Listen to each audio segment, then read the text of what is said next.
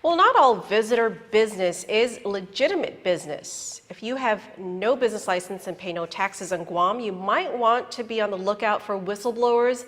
Get legit real quick or prepare to shut down or pay fines.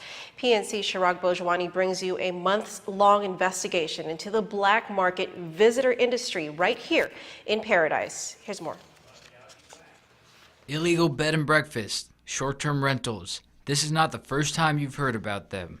According to Guam Hotel and Restaurant Association President Mary Rhodes' public testimony against tax hikes last summer, these untaxed illegitimate businesses raking $23 million in revenue on Guam annually, revenue our island loses out on.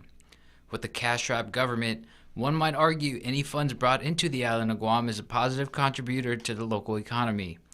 That's not necessarily the case, however, as PNC's investigation shows. After a source led us to Naver.com, a popular online community used by South Koreans, PNC has learned that numerous properties on Guam are being marketed to the South Korean tourist market.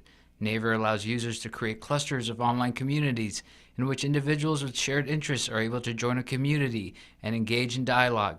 Each community is called a Naver Cafe. One particular Naver Cafe, called Eating Guam, has 11,935 active members. It markets what appears to be 6 different entities operating guest houses. In addition to the guest houses, it also markets car rentals, bridal services, Junifor Music School, tour packages, and advice for Korean nationals who want to enroll their students at our island's local schools for an exclusive American education experience. PNC has reached out to Reventax's Business License Division, where we provided a list of the following names of guest house operations to inquire about the status of the business licenses. The names are Eden, Glory Eden, New Eden, Bless Eden, Dream Eden, and also Sky Eden. We did verify. I do have the list, and no, not one of them is properly licensed on Guam, whether it be the bed and breakfast, the vacation stay, nor are they licensed for any tour or car rentals. On their Naver cafes, these units are listed at anywhere from $170 to $410 a night. Our investigation shows that the operators of these guest houses are requesting that a partial deposit be wired into the same Korean bank account and that the remainder be paid in cash upon arrival.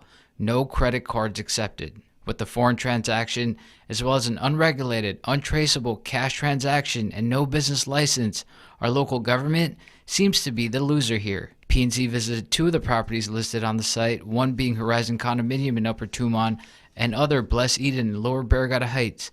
At Horizon Condo, we met a tourist who verified that they had rented from Sky Eden and paid $200 a night. He stated that he was living in Unit 217, and in the parking stall of Unit 217 was a red RAV4 with an Eden Rent-A-Car sticker. At Bless Eden in Barragata, PNC found the advertised 4-bed, 2-bath gated guest house going for $410 per night, just as indicated on the map provided on Eden's website. Parked outside, 2 vehicles, each bearing the standard Eden Guam car rental sticker. Eden also markets guest houses in Tamuning and the Somerville condo in Upper Tumon. PNC shared the license plate number of one Eden-branded rental car with the Guam Police Department after the visitor driving the vehicle confirmed that he was indeed renting it from Eden. GPD tipped us that the vehicle is registered to an address associated with Junifor Music. There is a business on Marine Corps Drive in Upper Tumon bearing the same name. Continuing with our investigation, PNC uncovered an interview on a talk show on Korean national TV in which an individual identifying himself as a representative of Junifor Music talks about his music school, Guam, and last but not least, his most profitable business, a guest house. Junifor's Facebook page shows an article from a local newspaper showcasing Junifor Music, where it identifies Jun Park as the owner. Park looks exactly like the guest on Korean talk show. Running a successful operation like this is no easy task. It takes a lot of foresight and planning. Department of Revenue Tax Program Director Mike Unchug says a task force was set up and is making progress in uncovering this well-planned black market industry. In most cases, and we're very fortunate that we do have some concerned citizens out there, and they have come forward with us.